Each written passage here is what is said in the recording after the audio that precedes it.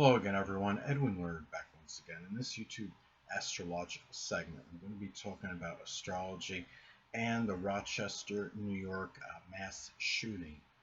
Now, the thing about this is first thing I want to state is, of course, I would like to offer my condolences to the family members and close friends of the people that perished due to this mass shooting. My understanding right now, there's 2 people that have died. Last I had checked, and at least 14 were injured. I think it may be 16 right now that were confirmed that were injured, but 2 have died. Best of my knowledge, but you may want to check on the internet and see if those numbers have increased or not. But anyway, the thing about this is it's another appalling and heinous shooting, and I do hope that the perpetrators are punished to the max. Looking at this, okay, this took place, according to reports I've seen on the internet, took place on September 19th, 2020, and it was at 12:25 a.m. It was in Rochester, New York.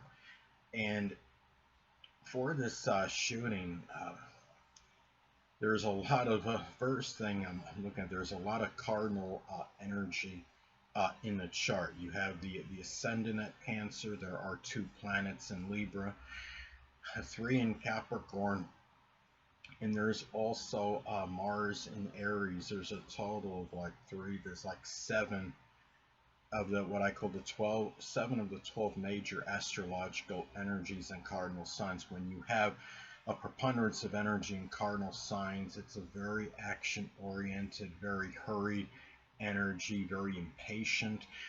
Actions may be done with no really much regard for the repercussions or consequences that may result of them. And this also having Cancer on the ascendant, which you could see is the face of the incident. Cancer, of course, is very emotional zodiac sign, to say the absolute least. And you have Neptune on the midheaven, and the midheaven is in Pisces, and Neptune is on it. There was apparently a lot of chaos in this event. Neptune is the highest elevated planet in this chart, and of course it gives a lot of significance because of it. It's also the only planet in water, so it is a singleton, so it's more prominent and more pronounced because of that. When you look at the midheaven in an event chart, that could indicate, I mean, I understand that the ascendant I see is like the face of the moment of the event, but the midheaven can be, well, I mean, midheaven in our charts, like in natal charts, is the public image reputation. In an event chart, I see this as something where it's something that is made this moment like so I guess you could say memorable. What stands out in this, what's going to, this, as far as the attention that the story received, and a lot of it had, and there was a lot of chaos in this moment. I'm sure there was alcohol likely served at this house party as well. You have the Sun in Virgo, interestingly enough, making an opposition to it. When you have the Sun opposite Virgo, sometimes that can, I mean, the Sun could be about what we want in astrology. When you have it like in an event chart like this, it could be where it could represent energy where you're not getting enough of drugs or alcohol. Whatever Neptune can be connected with escapism. And Sun in Virgo could have a focus on worrying about these things as well. And another thing too, where this causes a lot of tension, there's a number of oppositions in this chart and squares, so very adversarial energy. You have a lot of, when you have a lot of adverse aspects in a chart, it does indicate a lot of tension and a lot of exasperation and difficulty. And having it's interesting though, going back to the Sun making the opposition, Sun in Virgo making the opposition to the Neptune in Pisces. The Sun in Virgo can be very very scrupulous, and the thing about it is you have that opposition to Neptune, which of course could be associated with drugs and incarceration, imprisonment. So this is obviously an event where you had, obviously a situation where you were going to have, this energy very diametrically opposed. Yes, in any event chart, I do understand, regardless of planetary placements and positions, if there's a shooting, there's always going to be law enforcement that is going to be opposing the crimes. But when you have something of this nature and you have an aspect like this, like Sun making in Virgo, making the opposition, Sun and very scrupulous Virgo and proper Virgo making the opposition to Neptune, that energy is even more pronounced. And I mean, a way I see it, it can take on more emphasis and more seriousness, I would say. And I mean, you have in this chart as well, I mean, you have like some T squares in it, and T squares can give a lot of frustration, consternation, a lot of aggravation, exasperation, a lot of, I mean, when you're talking about a lot of difficulty. The one T square that I'm noticing it is a cardinal T square, which of course can have a lot of activity, and it's something, and it really, uh, you have in one T square, you have Mars making an opposition to Mars and Aries, making an opposition to the Moon in Libra. And when you have this adversarial energy like this, I mean, you have Mars and Aries, very acrimonious energy, volatile energy, which can be about gunfire, opposing the Moon, the emotional need for tranquility, for intellectual sociability, for peace, for relationships.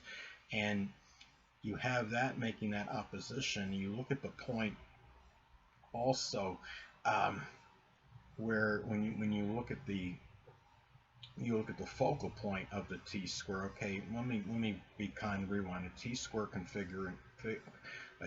configuration in astrology consists of an opposition, and then the opposition aspect is squared by some other astrological point or points. Now, in this cardinal T square configuration, you have Mars and Aries making the opposition to the Moon in Libra, and you also have Mercury in Libra involved in this as well. And again, you have that when you have that opposition going, the square, the point, the astrological energy that is at the focal point of the configuration, the point that is being squared by both these astrological points in the opposition, is not just the focal point. It can be that point of overemphasis and over accentuation. And sadly, what this resulted in was you have Jupiter, and you also have Pluto involved in this. Jupiter in Capricorn conjunct Pluto in Capricorn, which could manifest in the exacerbation of murder, I would say, in something that's done a very cold and callous way. Maybe this was premeditated. The fact that this was it was in Capricorn, and the thing about this too is, and you have when you have, again, Jupiter. I mean, I've stated this in previous videos, but I'll say it again, is that Jupiter can be very paradoxical, it could be very strongly benign and benevolent, but it could also have a proclivity or tendency to enlarge and expand. When you have Jupiter conjunct Pluto, this can expand things that are associated, expand murders, deaths, because Pluto is, of course, the planet associated with that. And anyways, really not much more had to say about this as far as this mass shooting goes, and any as far as aspects goes or placements that this might be tied into in this event chart.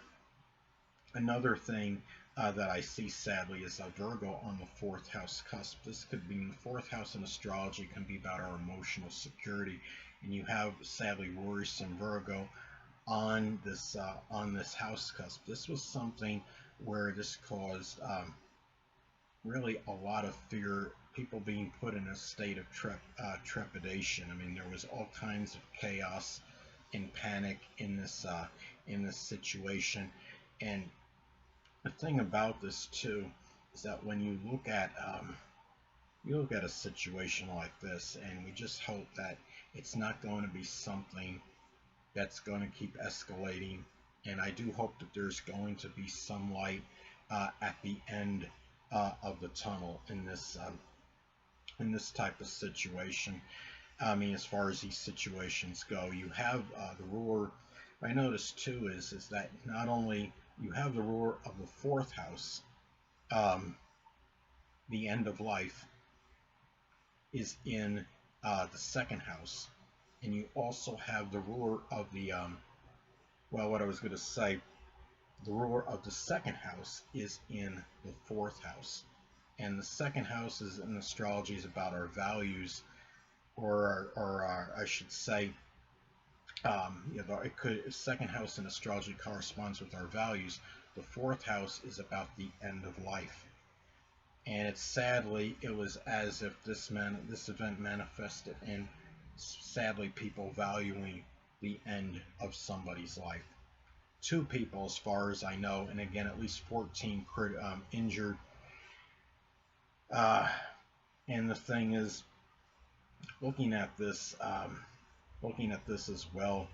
I mean, sadly, you have the ruler of the 12th house. 12th house cusp is Gemini, and the ruler of that Mercury falls in the fourth house. And you're talking about the 12th house rules restrictions in astrology. The fourth house is the end of life, sadly. And people were not, sadly, you had at least two people that were not able to see their end or actually experience their latter part of life. My understanding, if I'm not mistaken, the two people that were confirmed dead that I saw on the blog, or blogs, I should say, were between the ages of 17 and 23, very young. And again, it's just terrible that something like this took place. Another thing that I'm looking at is that on the 8th house cusp, you have the zodiac sign Capricorn on it. So the 8th house cusp in astrology rules death, and this was one that caused a lot of people feeling very melancholy. It was tainted with melancholy feelings of despair, dejection, sadness, and 8th house is also can be connected with murder. And this is something too where it was done maybe in a verb being in Capricorn, the 8th house cusp being in Capricorn, done in a premeditative manner, done in a very cold, callous, calculating manner. And also remember that the 8th house cusp in astrology is connected with criminal profiling. So it makes me wonder if these people that actually did the shooting may have been older people, at least in contrast to the people that were actually shot. And it wouldn't surprise me if one of them was a Capricorn sun, moon, or ascendant, or both, or at least they obviously could have embodied these characteristics, because I mean, Capricorn energy in a negative manifestation could be rather cold. The ruler of the 8th house, Saturn, falls in the 7th house of others, of of open adversaries. So I just thought it was I mean, again, this is something that is just a terrible, terrible tragedy. Hold on a moment, people.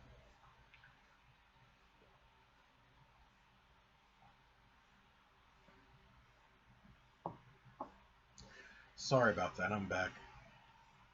Well, I'm thinking this is likely the one last thing that I wanted to talk about.